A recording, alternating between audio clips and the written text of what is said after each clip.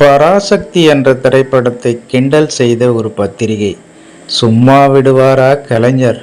அடுத்து நடந்ததுதான் ஹைலைட் என்ற ஒரு சுவாரஸ்யமான தகவலை பற்றி தான் இந்த பதிவில் நாம் பார்க்க போகிறோம். அதை பார்க்குறதுக்கு முன்னாடி hi friends, I'm C Elango. வணக்கம், welcome back to my channel. நீங்கள் இன்னும் நம்முடைய சேனலுக்கு சப்ஸ்கிரைப் பண்ணலைன்னா உடனே ஒரு லைக் போட்டு சப்ஸ்கிரைப் பண்ணி சப்போர்ட் பண்ணுங்கள். வாங்க பதிவிற்குள் போகலாம்.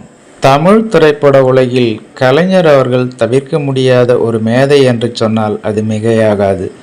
இவரது எழுத்துக்களில் ஜொலித்த திரைப்படங்கள் ஏராளம் உண்டு.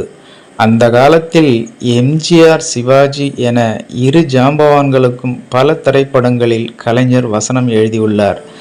மந்திரி குமாரி, மருதநாட்டு இளவரசி, அபிமன்யு, புதுமை பித்தன், நாம், மலைக்கல்லன், ராஜகுமாரி, காஞ்சி தலைவன் ஆகிய எம்ஜிஆர் நடித்த படங்களில் வசனம் எழுதியுள்ளார். அதே போல ரங்கோன் ராதா, மாடி வீட்டு ஏழை, பணம், இருவர் உள்ளம், பராசக்தி, மனோகரா, திரும்பிப்பார் ஆகிய சிவாஜி நடித்த திரைப்படங்களிலும் வசனம் எழுதியுள்ளார்.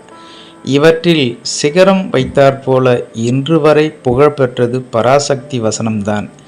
இப்பொழுது கூட அந்த கோர்ட் சீன் பரபரப்பாக பேசப்படும். கலைஞரின் கதைவசனத்தில் உருவான படங்கள் என்றாலே அது தனி ரகம்தான். அந்த படத்தில் தமிழ் துள்ளி விளையாடும், பார்ப்பதற்கு பரவசமாக இருக்கும். அந்த வகையில் கலைஞரின் எழுத்தில் உருவான பாடாத தேனீக்கள், மாடி வீட்டு ஏழை, குலக்கொழுந்து ஆகிய திரைப்படங்களில் நடித்தவர் ஸ்ரீபிரியா. இவர் கலைஞர் உடனான தனது திரையுலக அனுபவங்களை பற்றி இவ்வாறு தெரிவித்துள்ளார். அதாவது, திரைப்படத்தின் வசனங்களை எனக்கு கலைஞர் சொல்லிக் கொடுத்தார். ஏதாவது பேசுவதற்கு சிரமமாக இருந்தால் அதை நான் மாற்றித் தருகிறேன் என்று கலைஞர் சொல்வாராம். மனோரமாவுக்கு எல்லோரும் சேர்ந்து ஒரு பாராட்டு விழா நடத்தினோம். கலைஞரிடம் மனோரமா பற்றி ஒரு வாழ்த்து கட்டுரை வாங்கச் சென்றேன்.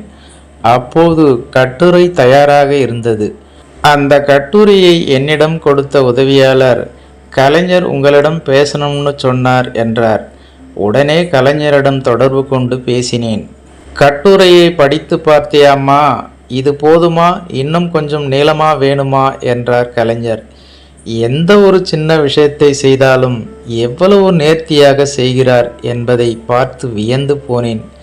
100 ஆண்டுகளாக கோடிக்கணக்கான தமிழர்களின் உள்ளங்களில் கலைஞர் வாழ்ந்து கொண்டிருக்கிறார் என்றால் அதற்கு இதெல்லாம் தான் உதாரணம் என ஒரு கட்டுரையில் நடிகை ஸ்ரீபிரியா பதிவு செய்துள்ளார்.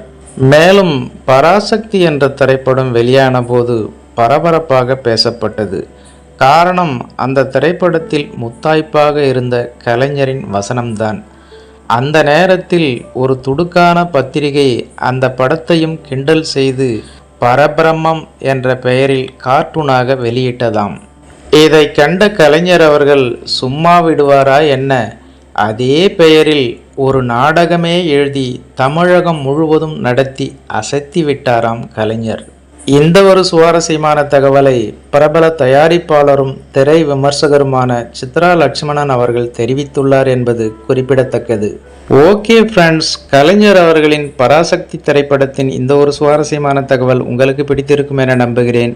அடுத்து இது போன்ற வேறொரு சுவாரஸ்யமான தகவலுடன் சந்திக்கலாம். அதுவரை உங்களிடமிருந்து விடைபெறுவது ஐம் சி இளங்கோ. நன்றி, வணக்கம், வாழ்க தமிழ்.